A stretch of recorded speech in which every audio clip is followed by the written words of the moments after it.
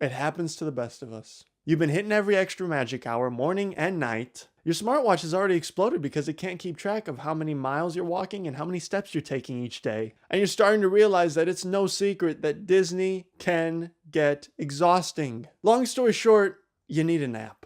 But what kind of person would you be if you had only a week, maybe even less, in the greatest place on earth, and you spent your precious time going back to the hotel to take a nap? You might be the kind of person where you're like, you know what? That's no big deal. I just go back to the room, take a nap. I don't care.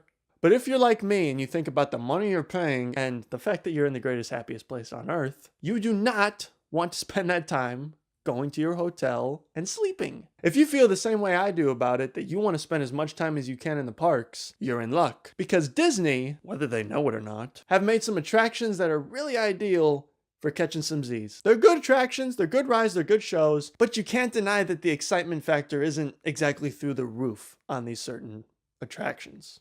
And I'm going to tell you a couple of my personal favorite attractions that I either catch myself or catch other people taking a nap in. I'll start it off with one that I'm not too proud to put on this list, but I'd be lying if I said that I didn't see people fall asleep into it pretty often. It's the Voyage of the Little Mermaid show at Hollywood Studios. It's a good show, don't get me wrong. Like, you need to watch it, but think about it. It's a dark place. It's got nice musical numbers. It's cool. From what I remember, the seats are like extremely comfy. And with a runtime of 17 minutes, it's pretty ideal for that cat nap that you're looking for. I've seen a lot of people fall asleep in it. I can't say I've ever fallen asleep in it. I would say out of the limited number of attractions that they have in Hollywood Studios, Voyage of the Little Mermaid is your best bet for grabbing a snooze.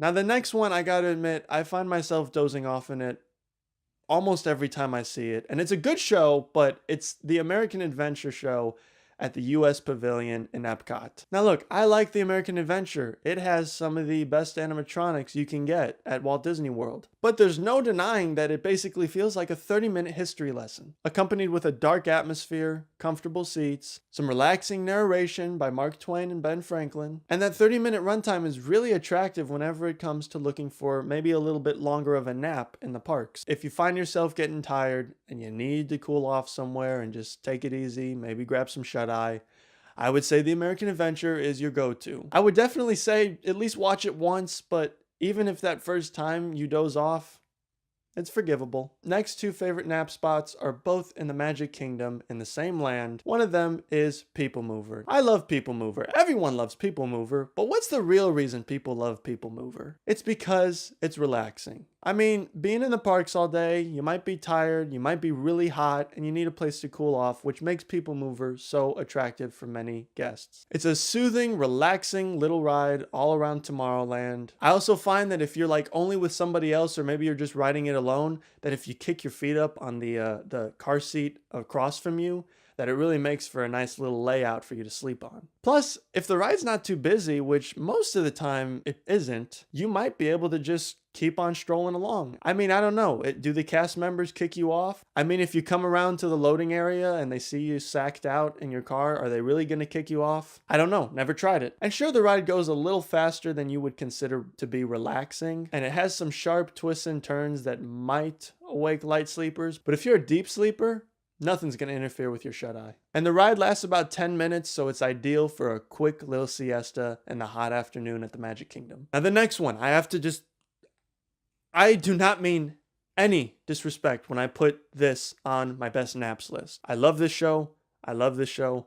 I love this show. Everyone loves this show. It's a classic. I see it like 3 to 4 times every time I'm there, but I can't help but put it on there. It's the Carousel of Progress. Carousel of Progress is so nostalgic and it's hilarious. And I love it. I love it. Walt did a great job with it. But if I had $1 for every time that I saw somebody that's either in my party or just some stranger sleeping in this show, I'd probably have enough dollars to afford that AT-AT souvenir popcorn bucket I saw at Hollywood Studios a month ago. That thing was like $22 for a popcorn bucket. If there was a checklist that I had for the criteria for the best places to take a nap, Carousel of Progress hits them all. I mean, it's dark. The seats are considerably comfy, maybe not the comfiest, but they definitely are pretty relaxing to sit in. The show itself is pretty mild-mannered. There's no big sounds. There's no big special effects. There's nothing that could possibly keep you from dozing off. And considering that it has a runtime of 20 minutes, it definitely is a step up from People Mover if you're looking for a little bit longer of a snooze. And plus, nobody can deny that when you mix that song and the rotating theater together, it basically feels like the show is cradling you to sleep while it's singing a lullaby. Like I said, nothing but love for this show. I've never fallen asleep in it, but too many people have that I can't even count, so I had to mention it. If you need a nap in Magic Kingdom, Carousel of Progress is your go-to. Now this next one's not even in the parks, and it may sound weird at first, but let me explain.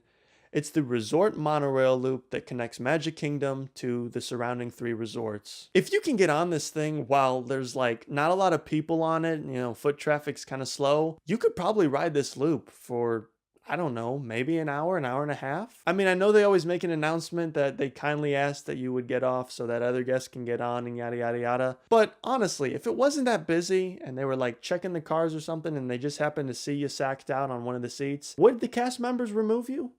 And the real reason I had to mention this one is because, honestly, it is my go-to nap in Disney World. The rest of the attractions I mentioned, I usually try to stay awake in. Like American Adventure, I know I said I fall asleep in it, but I usually try to stay up for it. But I've rode the monorail before, and I've willingly, leaned my head on the glass and knocked out. And could you imagine, if you got on there when there was nobody on it and you could lay out across the whole entire bench and maybe put your backpack behind your head and create a pillow, maybe have a blanket in your backpack. I don't know, you could get creative with it. The monorail is quiet, it's peaceful, it's tranquil.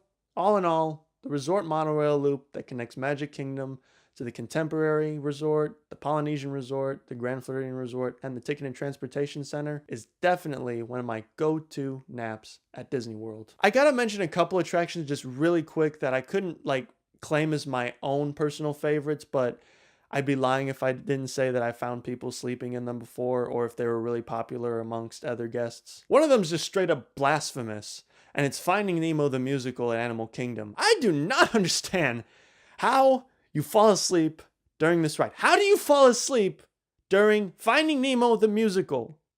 How do you fall asleep during this? And I've seen people all the time falling asleep in it. I don't understand. I guess you could say the music is soothing and it's dark or whatever, but come on.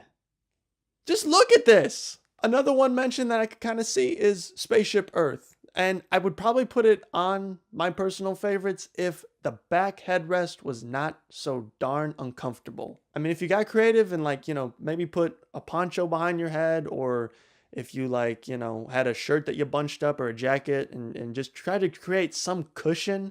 But I could never imagine sleeping with your head just resting on that hard plastic with the narrator's voice right in your ear. I must say though, for as slow as the ride is and as, dare I say, boring as it might seem to some people, not me, I do understand that whenever you're returning back to Earth and they tilt your ride vehicle backwards, it does kind of feel like they're kind of easing you on back to just take it easy and drift off to sleep while you try to make your own future on the video monitor in front of you. But those headrests, no way. There's no way I'm sleeping on those. And the other one is the Enchanted Tiki Room.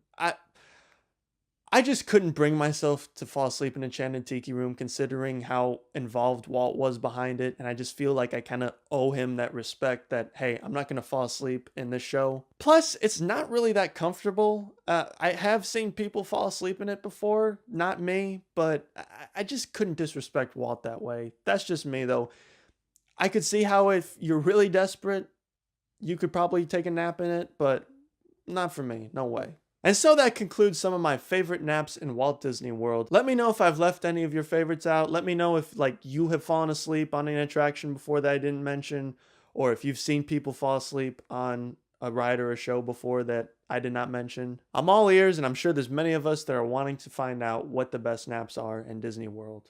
And just kind of throwing a little bit of a tip in here, when you go to Disney World, you definitely want to set aside time to rest. Unless you're a nutcase like me, who has spent 16 hours straight in the Magic Kingdom before. I definitely recommend taking some time to go back to the hotel and resting so that you can enjoy the vacation more. But if you don't want to waste your money like that, go ahead and stay in the parks and check out these attractions that I just listed off for you.